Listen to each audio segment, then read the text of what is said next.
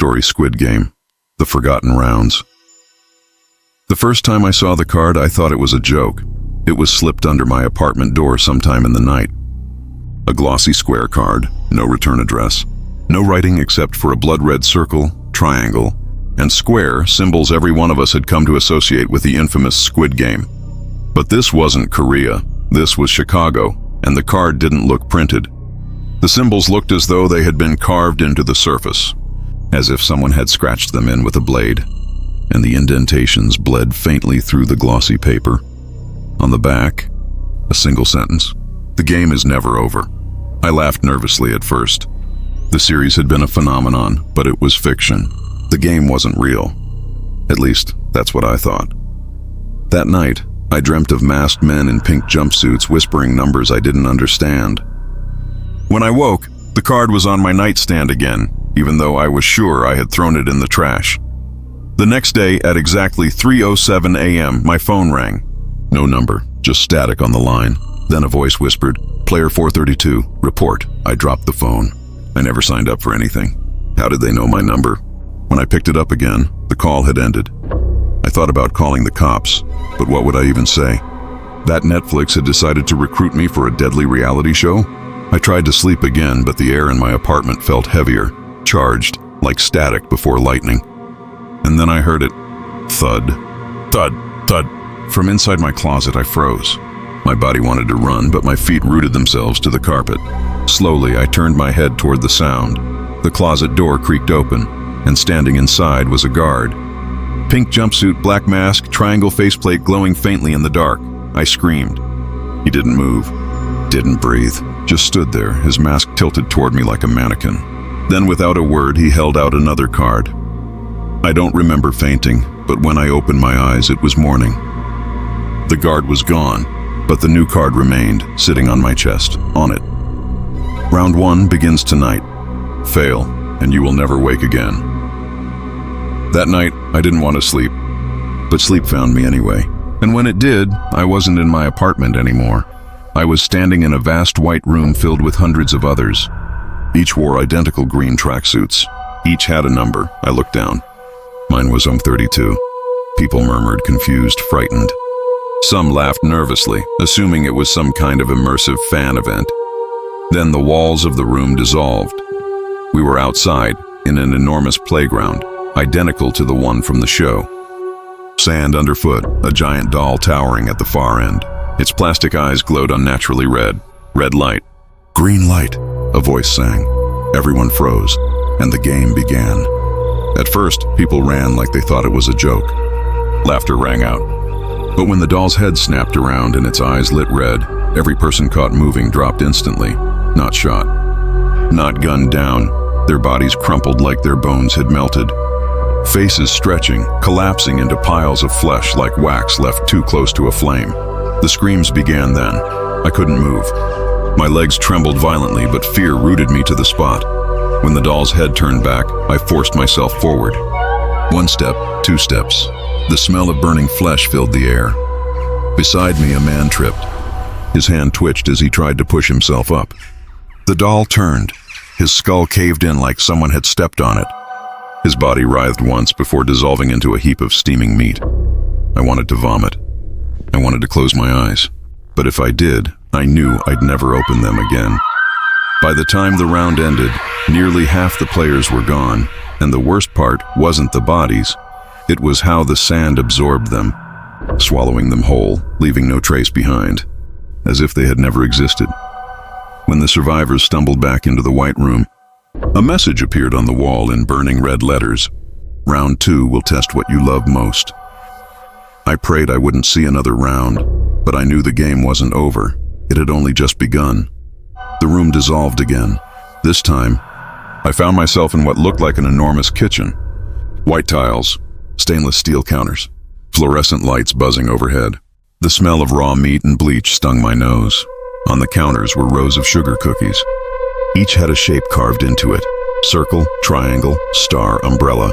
Everyone groaned. We all knew this one, the Dalgona challenge.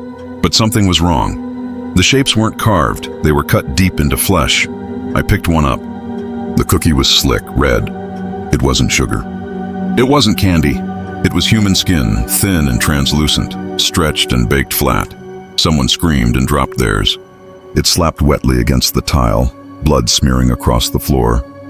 The doll's voice returned, echoing through the room. Carve your way out.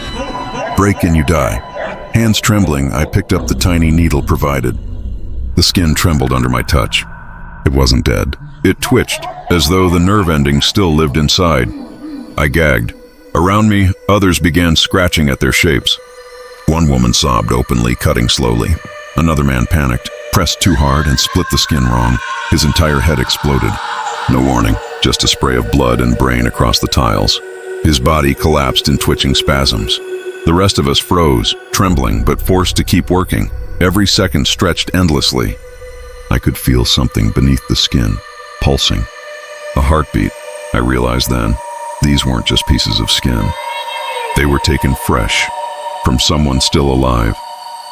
When I finally traced the last edge of the umbrella without breaking it, I dropped the trembling piece on the counter and backed away. My chest heaving, one by one, survivors succeeded, or failed, painting the walls red with their deaths. At the end, less than half of us remained again. We were marched, not by guards, but by shadows. Black, faceless figures that slithered instead of walked. They herded us like cattle into the next space. This time, it was a hallway, long, endless, mirrors on both sides. My reflection grinned at me. I wasn't smiling. Round 3, the voice sang. Escape yourself. The reflection stepped out of the mirrors. Each one was us, but wrong. Pale, hollow-eyed, smiling too wide. My double walked toward me, its movements stiff, jerky, like a puppet. Its head tilted at an impossible angle. I ran. The hallway stretched endlessly, but the mirrors followed. No matter how fast we ran, our doubles kept pace. Some players tried fighting theirs. That was a mistake. One man smashed his reflection's head against the mirror. But instead of breaking, the glass opened like water. The reflection dragged him screaming into it. The mirror rippled, then stilled. He was gone. I tried not to look at mine. Its laughter echoed in my skull, not in the air. Why do you run, player 432? It whispered in my mind. Don't you see? I am you. The part that wants to lose. The part that wants to die. I pressed my hands over my ears and kept running, eyes locked forward. Finally, a door appeared at the end of the hall. Blinding white light spilled from it. One by one, we dove through, leaving our reflections behind. But as I glanced back one last time, I saw mine standing at the threshold, smiling, and in its hand, it held the same card that had been slipped under my door. We stumbled into another white room. The survivors were fewer now, faces pale, eyes wide. Some murmured prayers under their breath. The wall lit up again with crimson letters. Round 4, betrayal. Choose wisely. And before I could wonder what that meant, the floor split open beneath us. The floor split like cracking ice. We fell, not into darkness, but into something worse, an arena. It looked like a massive gymnasium lined with bleachers. But the seats weren't filled with guards. They were filled with us, or rather more of those reflections. Hundreds of them clapping and laughing in distorted unison. Their grins glowed white in the dark. In the center of the floor, pairs of ropes dangled from the ceiling. One rope for each of us, a voice rang out. Round 4, tug of war. But this time, your opponent is your dearest one. A spotlight snapped on, and I froze. Across from me wasn't a stranger. It was my younger brother, Caleb. He wasn't supposed to be here. He didn't even know about the card. But there he was, pale, trembling, rope tied around his waist just like mine. Tears filled his eyes. What is this? What's happening? My throat locked up. Other players cried out too. Mothers faced children. Friends faced friends. The voice boomed again. One survives. One falls. The rope yanked, pulling us toward the pit between platforms. I dug my heels in, but my body screamed with exhaustion. Don't let go, Caleb shouted. I couldn't. Not because I wanted to win, but because if I lost, he would die. I don't know how long it lasted. Seconds, minutes, hours. My arms burned. My lungs tore with every breath.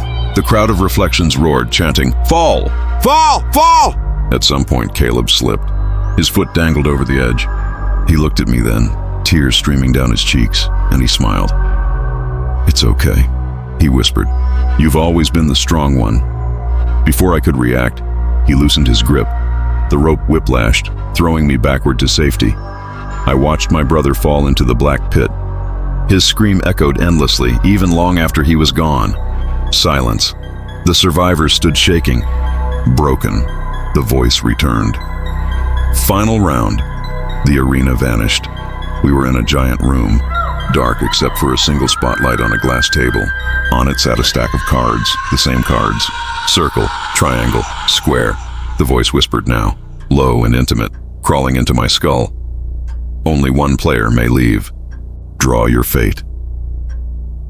One by one, players stepped forward, trembling, drawing cards. A woman drew a circle. She screamed as her body folded inward like paper, collapsing into nothing. Another man drew a square.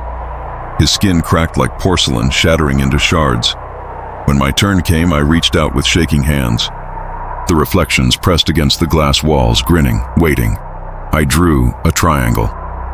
For a moment, nothing happened. Relief washed over me. Then the card melted into my palm, searing hot. I screamed as the symbol burned itself into my flesh.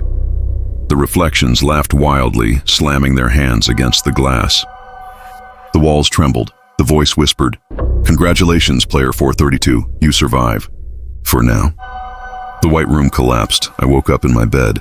Sweat soaked my sheets. Morning sunlight streamed through the window.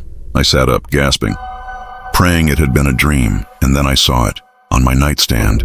The card, the triangle carved deep into its surface, and on the back, in dripping red letters, "The game continues.